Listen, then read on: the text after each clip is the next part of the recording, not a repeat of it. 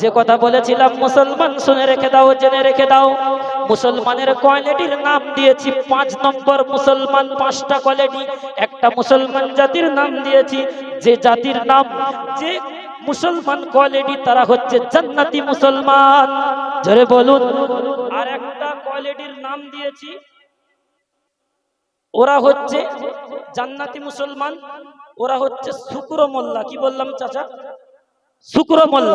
ও মালগুলো সারা হপ্তা ওদের দেখা যায় না, ঠিক শুক্রবার মসজিদে ওদেরকে দেখা যায়। ওদের নাম দিয়েছি শুক্র মোল্লা।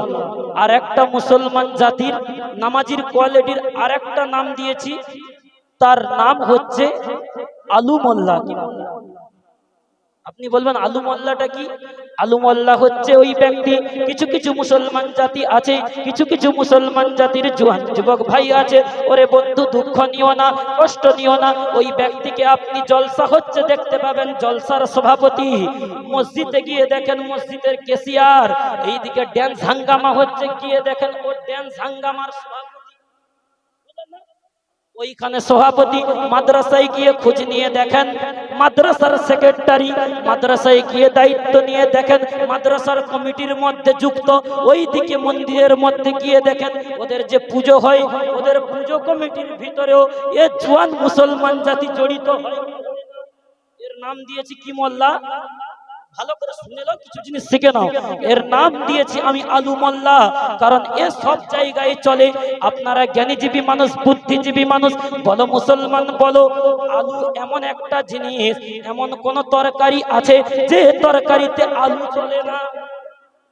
চলে, চলে, টকে চলে, তিতই চলে, ডালেও চলে, ভর্তাইও চলে।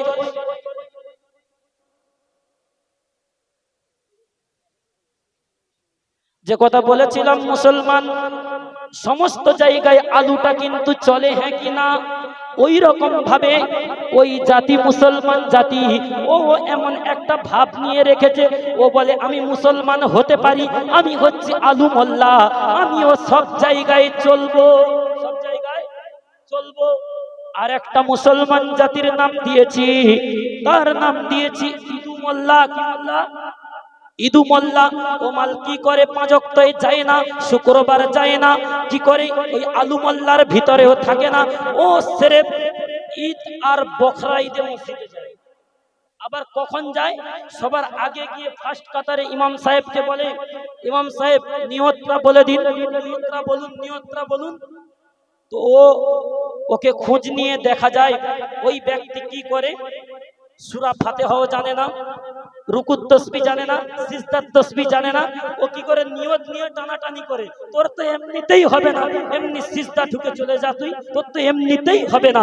যে কথা বলেছিলাম মুসলমান, ওরে আমার বান্দা শোনো, আল্লাহ জানায়, ওরে আমার বান্দি শোনো, আমি আল্লাহ পাক রব্বুল আলামিন বলে দিলাম, মুসলমান জাতির আমি আল্লাহ পাক রব্বুল আলামিন একটা এদেরকে ট্যাঙ্কি দিলাম। কি দিলাম বলো? ট্যাঙ্কি দিলাম। ট্যাঙ্কিটা কি? আমাদের পেট, আমাদের পেট।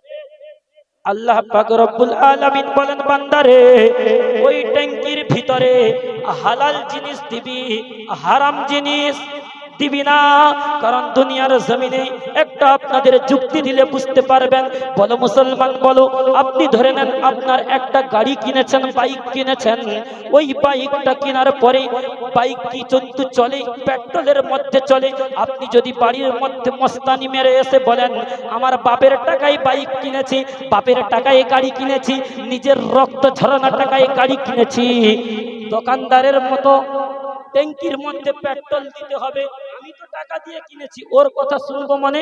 ট্যাঙ্কিতে যদি বলো মুসলমান বলো, পেট্রোল দেওয়ার জায়গায় যদি কেরোসিন তেল দিয়ে দেই, দিয়ে কিয়ামত পর্যন্ত বাইককে স্টার্ট দেই, বাইক কি স্টার্ট লেভেল বলে মনে হয়?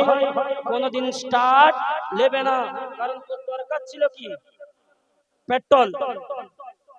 সামান্য দুনিয়ার জমিনে লোহার যন্ত্রপাতি দিয়ে একটা গাড়ি তৈরি করা হয়েছে বন্ধু। ওই গাড়িটা যদি পেট্রোলের জায়গায় কেরোসিন তেলে না চলে, আল্লাহ বলে বান্দারে তোকেও আমি আল্লাহ দুনিয়ার জমিনে পাঠালাম, যেই রকম ভাবে গাড়ির একটা ট্যাঙ্কি দিলাম, তোকেও আমি আল্লাহ ট্যাঙ্কি দিলাম। আর ট্যাঙ্কি দেওয়ার পরে বলে দিলাম বান্দারে, ওরে আমার বান্দিরে, ওই ট্যাঙ্কির ভিতরে যেন কেরোসিন তেল দিবি না। মা বোন শোনো, মা মন দিয়ে শোনো, যদি কোনো একটা কথা আমল করে নাও, এর বিনিময় আল্লাহ চাইতো দয়ার জান্নাতটা তোমার নসিব হয়ে যাবে।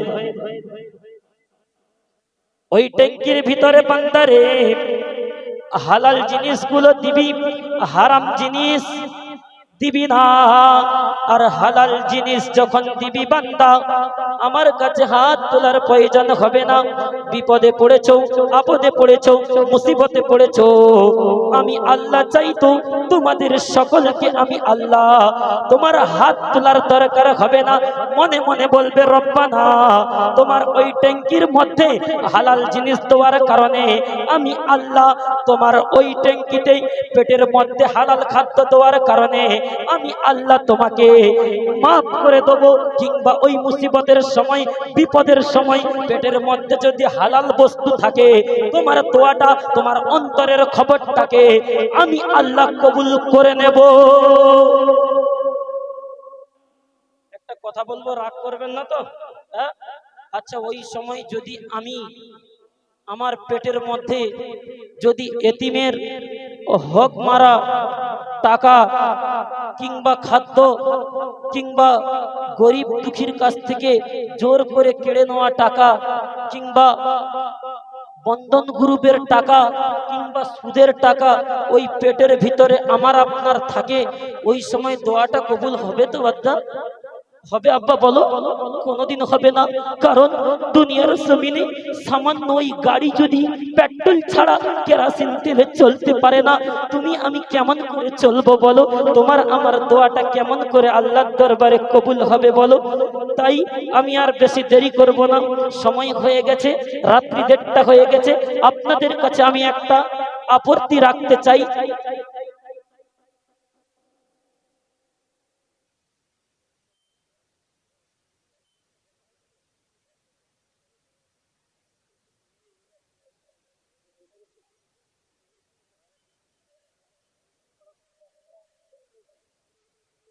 তো আপনারা আর 15টা মিনিট শুনবেন না বন্ধ করবো? শুনবেন ইনশাআল্লাহ। 1 ঘন্টা আমি মানুষ না মেশিন চাচা। যে কথা বলেছিলাম, মুসলমান দোয়া কবুলের জন্য শর্ত হচ্ছে একটা, সর্বপ্রথম শর্ত হালাল জিনিস খেতে হবে রে বান্দা, হারাম দিলে চলবে না। যে কথা বলেছিলাম মুসলমান, আজ মুসলমান এরা আল্লাহকে মানতে চায় না, এরা আল্লাহর কথা শুনে ওই সময়ে এরা সোজা হয়। ওই সময় মুসলমান জাতি সোজা হয় কোন সময়? আজ মুসলমান সমাজে দেখা যায় এরা সোজা হয় মরণের পরে। কার পরে? আপনি বলবেন হুজুর এত বড় কথা বললেন, মরণের পরে সোজা হই আমরা? যুক্তি দিচ্ছি, যুক্তি নাও।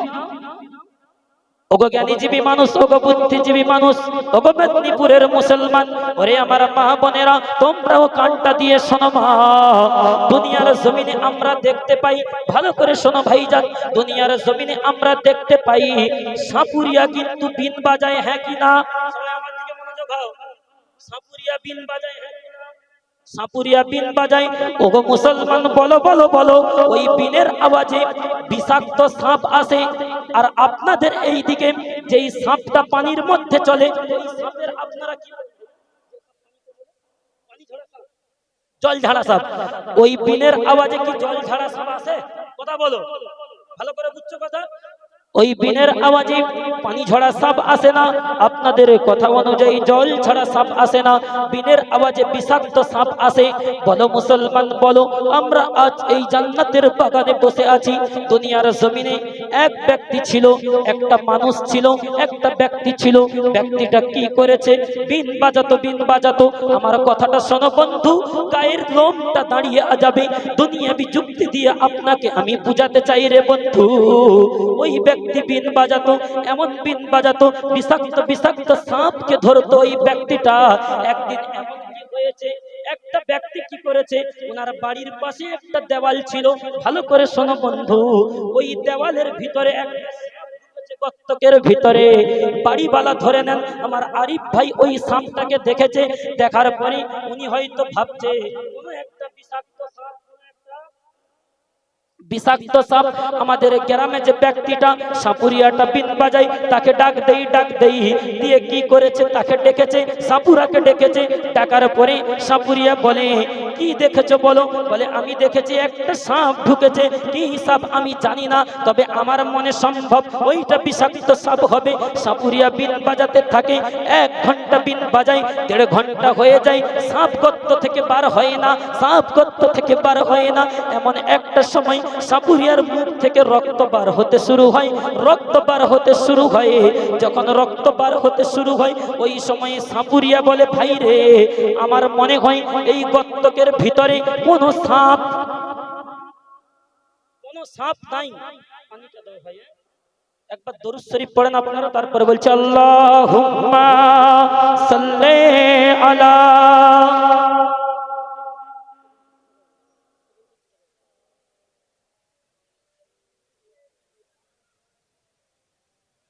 আরেকবার দরুদ শরীফ পড়েন আল্লাহুম্মা সাল্লি আলা।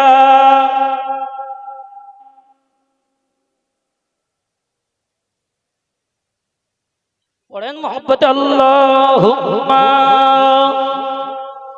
সাইয়্যিদিনা মাওলানা মুহাম্মদ ওয়া আলা আলিহি।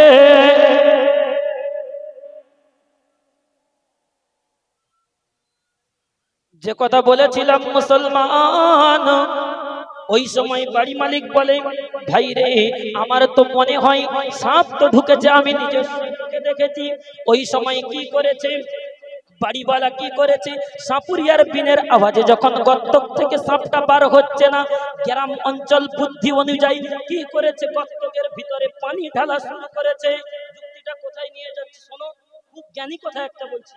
গর্তকের ভিতরে পানি ঢালা, অনেক সময় দেখবেন ধান জমিনে যখন ধান কাটা হয়ে যায়, কিছু বদমাস পাড়ার ছেলে কি করে বলেন তো, এই মূসাকে বার করার জন্য কিংবা আপনারা যা বলেন, ঘর থেকে পানি নিয়ে গর্তকে ঢালে, পানি ঢালে যাতে করে মালটা বার হয়ে আসে। তো গ্রাম অনুযায়ী বুদ্ধি অনুযায়ী কি করেছে, গর্তকের ভিতরে পানি ঢালা শুরু করেছে। হঠাৎ একটা সময়ে দেখা গেল সাপটা গর্তক থেকে বার হচ্ছে না, 10 বালতি পানি ঢালা হয়ে যায়, সাপ গর্তক থেকে বার হচ্ছে না। ওই সময় সাপুরিয়া বলে একটা কোদাল নিয়ে আসো দেখি, গর্তকটা খুলে দেখি কি সাপ ঢুকেছে ওর ভিতরে। তো বন্ধু কোদাল নিয়ে যখন খোলা হলো, 10 বালতি পানি ঢালা হয়ে গেছে, 1.5 ঘন্টা বিন বাজানো হয়ে গেছে, সাপ বার হচ্ছে না, পানি ঢালার পরেও বার হচ্ছে না। গর্তক খুলে দেখা গেল ওই যে 10 বালতি পানি ঢেলেছে ভাই, খুলে দেখে গর্তক খুলে পানি ঝরা সাপ, বুঝতে পারেননি, পানি ঝরা সাপ শুয়ে আছে। পানি ঢালতে পানি আরো সহ্য হয়ে গেছে, পানি এসে বার হবে মনে হয়। তো এবার আপনি জ্ঞানীজীবী মানুষ, বুদ্ধিজীবী মানুষ, বলবেন হুজুর এ কথাটা কি জন্য বললাম? এই জন্য আমি বললাম, যেমন ভাবে কিনা কোন বিষাক্ত সাপ ছাড়া বিনের আওয়াজে আসে না। আল্লাহ পাকের কোরআন জানায়, ইয়া আইয়ুহাল্লাযীনা আমানু, হে ঈমানদার বান্দা তোমরা শোনো, ইয়া আইয়ুহাল্লাযীনা আমানু, আল্লাহ হুকুম দেয় বান্দা রে, প্রকৃতপক্ষে যারা ঈমানদার বান্দা হবে, আজান শুনে তারা মসজিদে যাবে।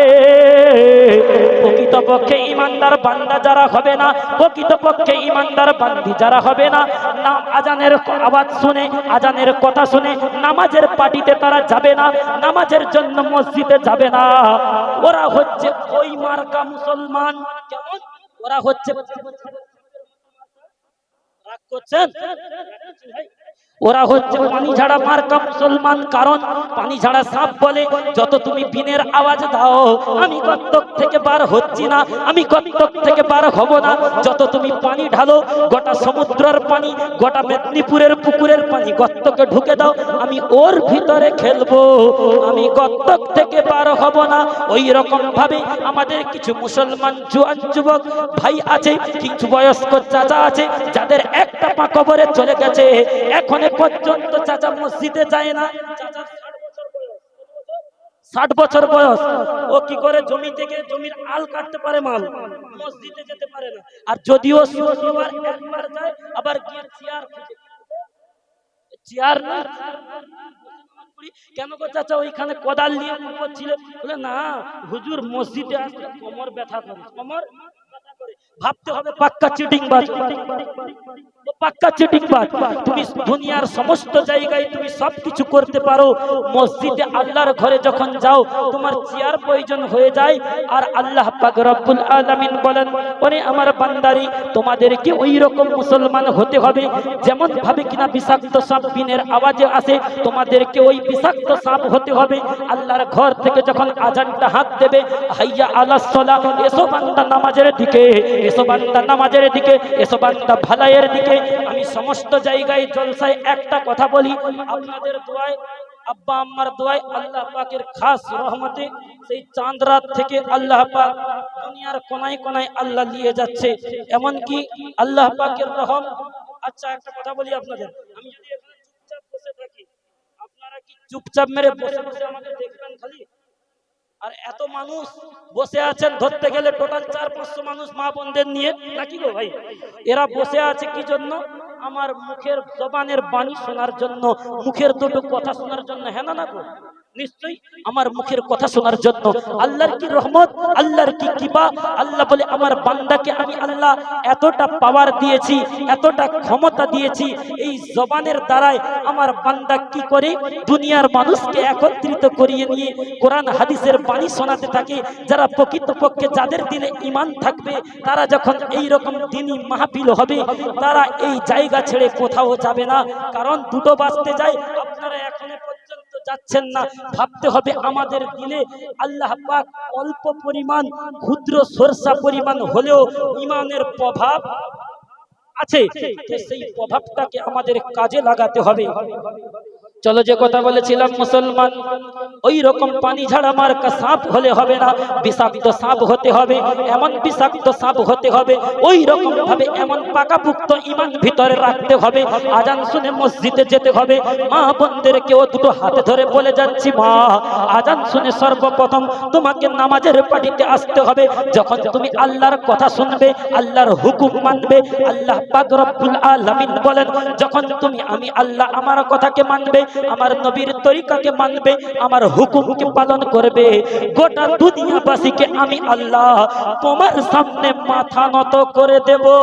জোরে বলুন। আপনাদের একটা যুক্তি বলে যাই, একটা আমল দিয়ে যাই।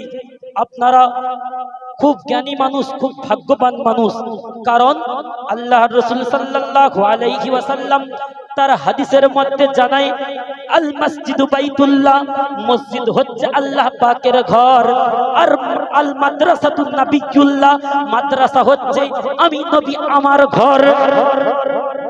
আপনারা বিরাট সৌভাগ্যবান। যদি বলেন হুজুর কেমন করে? আপনার বাড়ির পাশে, আপনার গ্রামে মাদ্রাসা রয়েছে, রয়েছে।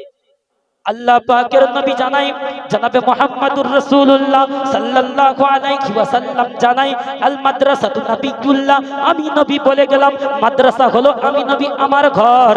আর দুনিয়ার জমিনে যেই বস্তিতে, যেই গ্রামে গ্রামে মাদ্রাসা থাকে, যেই গ্রামে মাদ্রাসা থাকে, আল্লাহ পাক রব্বুল আলামিন বলেন, যদি কোনো আমার আযাব ফায়সালা হয়ে যায় ওই গ্রামের প্রতি, কসম খোদার আমি আল্লাহ পাক রব্বুল আলামিন ওই মাদ্রাসাকে উদ্দেশ্য করে, ওই মাদ্রাসার বুকে এতিম বাচ্চারা, গরিব বাচ্চারা কিংবা মাসুম মাসুম বাচ্চারা কোরআন তেলাওয়াত করার জন্য মাদ্রাসার শিক্ষকরা খাটনি করে 1 টাকা 1 টাকা করে চাঁদা তুলে দিয়ে এসে এই ঘরকে জিন্দা রেখেছে, দিনকে জিন্দা রেখেছে। ওইটা রাখার কারণে, গ্রামের বুকে মাদ্রাসা থাকার কারণে আল্লাহ পাক রব্বুল আলামিন আল্লাহ বলেন, আমি আল্লাহ বহু আযাবকে আমি আল্লাহ গ্রাম থেকে হাঁটিয়ে দেই। মাদ্রাসার কারণে আযাবকে আল্লাহ হাঁটিয়ে দেয়। তাই তোমাদের একটা টিপস দিয়ে যাই, আল্লাহর রাসূল সাল্লাল্লাহু আলাইহি ওয়াসাল্লাম বলেন, দুনিয়ার জমিনে যদি গোটা দুনিয়াটা পাথর বিছানো হয়ে যায়, আর ওই পাথরের উপরে যদি পানি ফেলা হয়, পানি, ওই দুনিয়ার জমিনটা কোনোদিন কি কাদা হবে? কোনোদিন কাদা হবে না। যদি কারোর অন্তরটা পাথর হয়ে যায়, কারোর অন্তরটা কঠোর হয়ে যায়, দিনের কথা ভালো লাগে না, হাদিস কোরআনের কথা ভালো লাগে না, ওই ব্যক্তি যদি মনে করে আমি আল্লাহর কাছে দোয়া চেয়েছে, আমি আমার দিলটাকে নরম করব, রাসূল আমার হাদিসের মধ্যে জানাই ওই ব্যক্তি আল্লাহর কাছে কান্না করে করে দিলটাকে নরম করতে যেই সময়টা লাগে, তার অনেক পূর্বে ওই ব্যক্তির দিলটা নরম হয়ে যাবে। কেমন ভাবে দিলটা নরম হবে? সকালবেলা ফজরের পরে মাদ্রাসায় যাও, যদি কোনো এতিম বাচ্চা থাকে তার মাথার মধ্যে হাতটা বুলাও, কসম খোদার হাতটা বুলার কারণে নবী আমার পাক হাদিসের মধ্যে জানায় যেই ব্যক্তি কিনা একটা এতিমের মাথায় হাত বুলায় আর হাতের তলায় যত কটা পশম থাকে তার মাথার লোমে থাকে, চুলটা হাতের ভিতরে পড়ে, অতটা পরিমাণ সেই ব্যক্তির গুনাহটাকে আল্লাহ মাফ করে দেন। সেই মাদ্রাসার প্রতি আমাদের ভালো ধারণা নিতে হবে। হ্যাঁ রে, আমি দান করতে পারি না, ভালো কথা, আমাদের মনে চিন্তা রাখতে হবে আমাদের তো মাদ্রাসা, হয়তো হুজুর এসেছে কিছু আনতে কোনো সময়, ভালো কথা বলে হুজুর পয়সা তো নাই, আপনি এক কাজ করেন 5 কেজি চাল নিয়ে যান বাচ্চাদেরকে খাওয়ানোর জন্য, কিংবা 10 কেজি চাল নিন, আপনি এতিম বাচ্চা মাদ্রাসায় রয়েছে তাদেরকে খাওয়ানোর জন্য। আপনি কি করেন, একটা কাজ করেন, 500টা টাকা নিয়ে যান, আপনার মাদ্রাসায় যদি এতিম বাচ্চারা থাকে তাদেরকে 50টা টাকা করে 100টা টাকা করে ভাগ করে দিয়ে। রাসূল বলে যে ব্যক্তি ওই রকম এতিমের সঙ্গে যুক্ত থাকে, সহায় থাকে, এতিমকে ভালোবাসে, মহব্বত করে, আল্লাহর রাসূল সাল্লাল্লাহু আলাইহি ওয়াসাল্লাম বলেন এতিমকে ভালোবাসার কারণে, এতিমকে মহব্বত করার কারণে আমি আল্লাহর নবী জনাবে মুহাম্মদুর রাসূলুল্লাহ সাল্লাল্লাহু আলাইহি ওয়াসাল্লাম বলে গেলাম রে, আরে আমার উম্মত উম্মতানি মরণের পরে অন্ধকার কবরে নবী তার পাক হাদিসের মধ্যে সাফ জানিয়ে দেয়। আমার এদিকে তাকাও, এই যে আমার দুটো আঙ্গুল, এই আঙ্গুল থেকে এই আঙ্গুল পর্যন্ত কতটা ফাঁক? 1 ইঞ্চি, খুব বেশি 1.5 ইঞ্চি। আল্লাহর রাসূল সাল্লাল্লাহু আলাইহি ওয়াসাল্লাম বলে যেই ব্যক্তি এই রকম এতিমের প্রতি স্নেহ মমতা দেখাবে, মাদ্রাসার প্রতি ভালো নজর নেবে, মাদ্রাসার বাচ্চাদেরকে ভালো নজরে দেখবে, মাদ্রাসার অসহায় বাচ্চাকে ভালোবাসবে, এতিম বাচ্চার মাথায় হাত বোলাবে, মরণের পরে অন্ধকার কবরে আমি নবী বলে গেলাম ওই সকল আমার উম্মত উম্মতানি আমি নবী আমার এতটা পাশাপাশি জান্নাতে থাকবে। জান্নাতে থাকতে চাই না দূরে থাকতে চাই? নিশ্চয়ই পাশে থাকতে চাই তো নাকি? আমাদের অনেকের খারাপ ধারণা থাকে। কি রকম খারাপ ধারণা? যে বাচ্চাদেরকে মাদ্রাসায় পড়িয়ে কি করব, কি করি গ্রামের